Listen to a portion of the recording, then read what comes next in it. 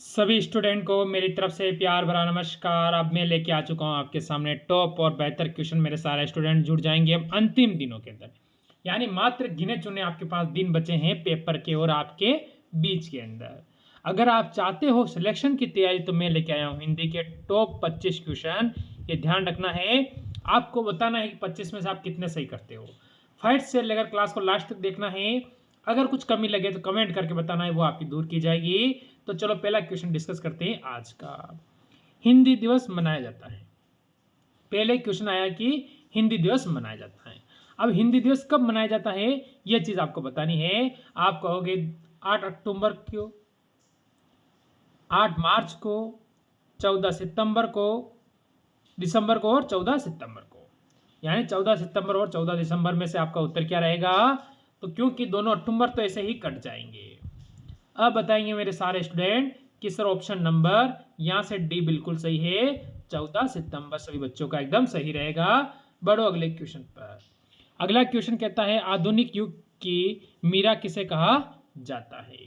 अब आधुनिक युग है उसकी जो मीरा है वो कौन सी है। ऑप्शन देखो, महादेवी वर्मा, अरुंधति राय, सरोजिनी नायडू, निर्मला दत्ता। तो बताओ आधुनिक युग की मीरा आपसे पूछा गया है, पेपर में छपे हुए क्वेश्चन में आपको करवा रहा हूं।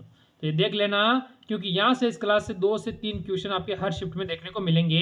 ये बात दिमाग में बिठा लेना। महादेवी वर्मा यानी बच्चे ऑप्शन नंबर ए बिल्कुल सही है। आगे बढ़ो। हिंदी साहित्य का आलोचनात्मक इतिहास किसका लिखा है, ये बताना है किसका है। तो यहां से क्या होगा, राजकुमार वर्मा है, राम स्वरूप हैं, बच्चन सिंह है, नामर सी है। अब आपका बताना है आपका उत्तर यहां से क्या होगा। मेरे सारे दोस्त अपना उत्तर यहां से कमेंट करेंगे। तो आप कहोगे सर जी डॉक्टर राम कुमार वर्मा। यानी जो बच्चा यहां से उत्तर ऑप्शन नंबर ए देता है वो बिल्कुल सही रहेगा। यहाँ पर बढ़ो अगले क्वेश्चन की ओर। राम बोला बचपन में किसका नाम था। राम बोला बचपन में किसका नाम था ये बताना है आपको कि राम बोला। यह बढ़िया क्वेश्चन बनेगा पेपर के अंदर आपके। तो यहां से आप कहोगे सूरदास, तुलसीदास, कबीरदास, अग्रदास, यानी राम बोला। तो मेरे बच्चे सारे कहेंगे सर जी तुलसीदास जी का बचपन का नाम था राम बोला। आगे बढ़ो अगले क्वेश्चन पर। तुलसीदास का जन्म कब हुआ था।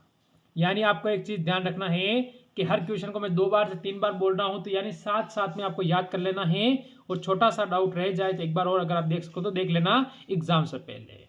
अब यहां से कहो 1520, 1554, 1680, 1550। अब बताएंगे सारे मित्र।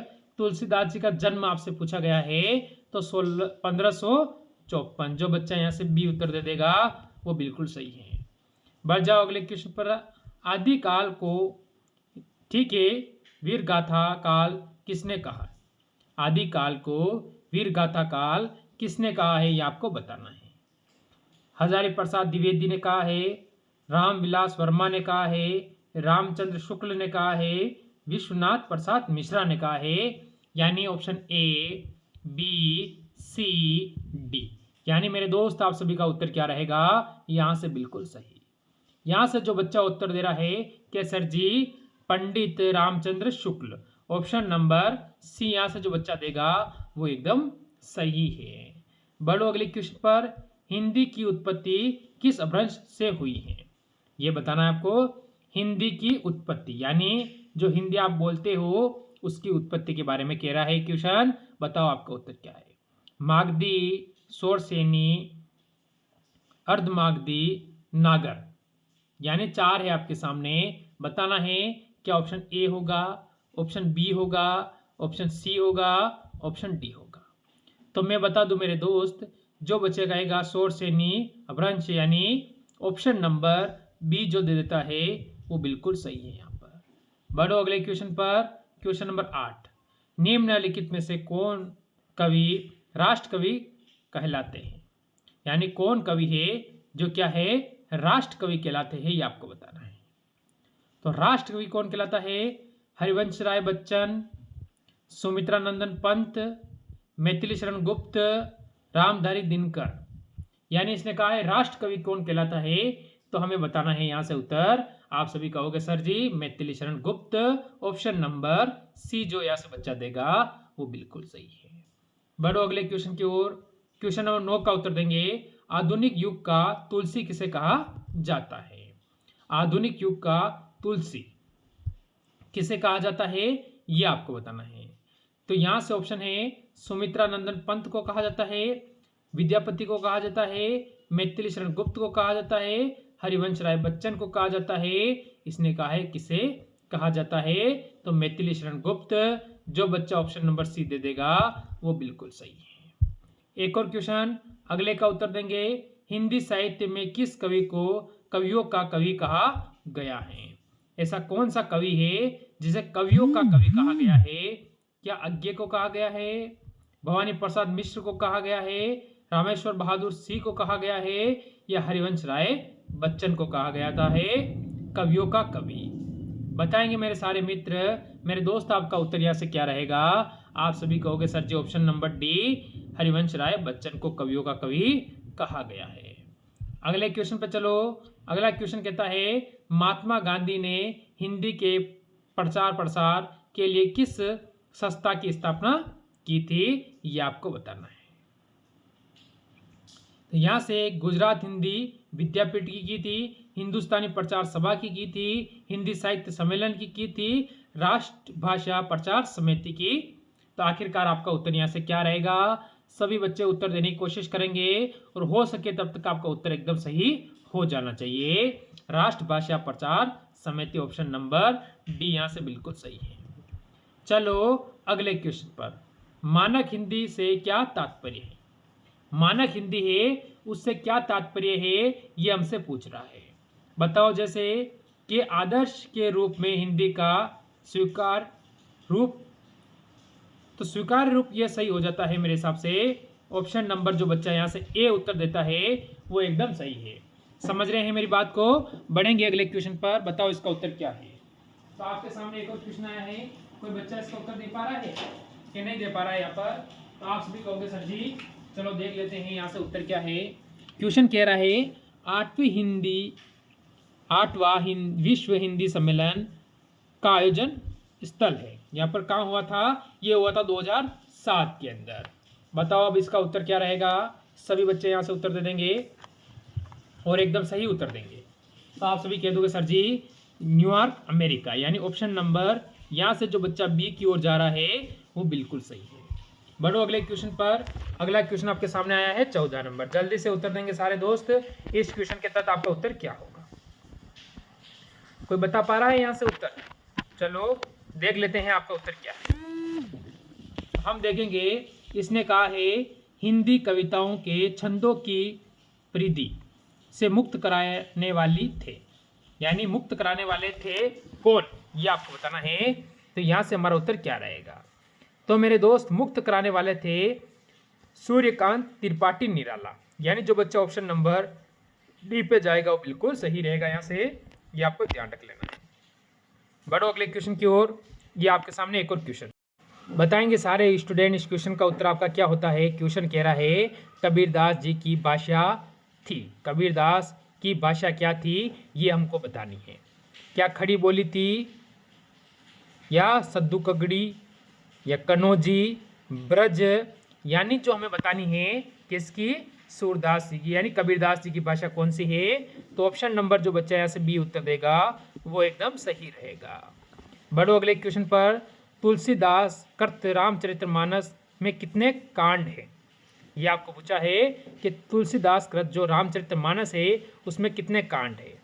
8 है, 7 है, 5 है, या 9 है। आपको बताना है कि आपका उत्तर क्या है। तो मेरे दोस्त आप सभी कह दोगे कि बिल्कुल सर जी उसमें हो जाएंगे 7, यानी कि बच्चा जो ऑप्शन बी देगा वो एकदम यहाँ पर सही रहेगा। बढ़ो अगले क्वेश्चन पर। दक्षिणी भारत में हिंदी प्रसार सभा का मुख्यालय कहाँ पर स्थित है। दक्षिण भारत में जो हिंदी प्रसार है उसका जो सभा का मुख्यालय कहाँ पर स्थित है। हैदराबाद, बेंगलोर, चेन्नई, मैसूर। बताना है। दक्षिण भारत की यहाँ से बात चल रही है। तो जो बच्चा यहाँ से जा रहा है चेन्नई, यानी जो बच्चा सी को उत्तर देगा वो यहाँ से सही और सटीक उत्तर हो जाएगा। बढ़ो अगले क्वेश्चन पर। विश्व की भाषाओं को कितने परिवारों में बांटा गया है? जो विश्व की भाषाओं को कितने परिवारों में बांटा गया है ये आपको बताना है। तो जल्दी से बताएंगे कि कितने परिवार में बांटा गया है। यहाँ से 12, 14, 16 और 10। तो हम सभी क्या कहें कि हमारा उत्तर सही हो जाए? तो बिल्कुल जो बच्चा ऑप्शन नंबर ए यानी 12 दे रहा है वो बिल्कुल सही रहेगा।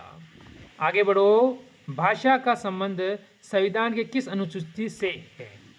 भाषा का जो संबंध है वो संविधान की कौन सी अनुसूची से है ये हमको बताना है। तो कौन सी है? 10वीं, 11वीं, 8वीं, 9वीं, यानी भाषा का संबंध आपको बताना है। तो भाषा का संबंध आपको पता है, भाषा संविधान के 8वीं अनुसूची के तहत आती है। तो यहाँ से जो बच्चा ऑप्शन नंबर सी देता है वो बिल्कुल सही है। बढ़ो अगले क्वेश्चन पर। क्वेश्चन नंबर 20 हमें कहता है संसार का सबसे बड़ा महाकाव्य है। जो हमारा संसार है उसका जो सबसे बड़ा महाकाव्य है वो कौन सा है? रामायण है, महाभारत है, गीतांजलि है, एक कोई नहीं। तो यार एक तो होगा, अगर चलो ऑप्शन में हो ना हो तो कोई नहीं, ऐसा तो हो नहीं सकता है। तो यहाँ से इसे हम काटेंगे। तो फिर आप कहोगे सर जी ऑप्शन नंबर बी हमारा बिल्कुल सही है, महाभारत। आगे बढ़ो। संसार की भाषाओं में हिंदी का कौन सा स्थान है?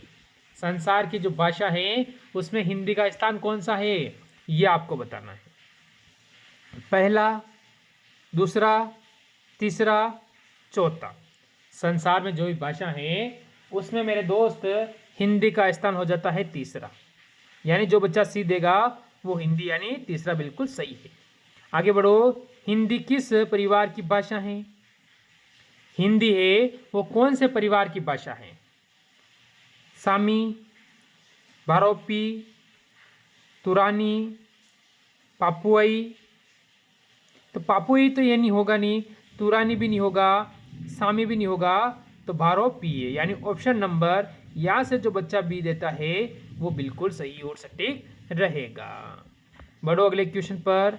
हिंदी का प्राचीनतम रूप मिलता है। हिंदी का जो प्राचीनतम जो रूप मिलता है वो कहाँ से मिलता है? बताओ आपका उत्तर क्या है? ऋग्वेद में, सामवेद में, यजुर्वेद में, अथर्ववेद में। यानी मेरे दोस्त हिंदी का जो प्राचीनतम रूप मिलता है वो किस में मिलता है? तो आप कहोगे सर ऋग्वेद, जो कि सबसे क्या है? प्राचीन वेद है। कौन सा वेद है? प्राचीन वेद हो जाता है। आगे बढ़ो। हिंदी साहित्य सम्मेलन प्रयाग की रचना कब हुई थी? ये बताना है। प्रयाग है इसकी जो रचना है वो कब हुई थी ये हमसे पूछ रहा है। ऑप्शन है 1910, 1915, 1920, 1925। यहाँ से मेरे दोस्त आप सभी उत्तर देंगे कि आपका उत्तर क्या रहेगा। तो बिल्कुल बता दूं मैं आपको, यहाँ से जो बच्चा ऑप्शन नंबर ए यानी 1910 देता है वो बिल्कुल सही रहेगा। चलो आज का लास्ट क्वेश्चन कहता है हिंदी का पहला समाचार पत्र है। हिंदी का पहला समाचार पत्र है वो कौन सा है ये आपको बताना है। तो इस क्वेश्चन को मैं आपके तौर पे दूंगा, अंतिम क्वेश्चन रहा है तो HW, यानी कि मेरे दोस्त मेरे सारे स्टूडेंट इस क्वेश्चन का उत्तर कमेंट करके बताएंगे। और कैसी लगी टॉप क्लास, अच्छी लगी हो तो लाइक शेयर करना। मिलते हैं कल इसी समय एक और क्लास के साथ, टाइम सुबह मॉर्निंग 9 बजे। सभी को जय हिंद, जय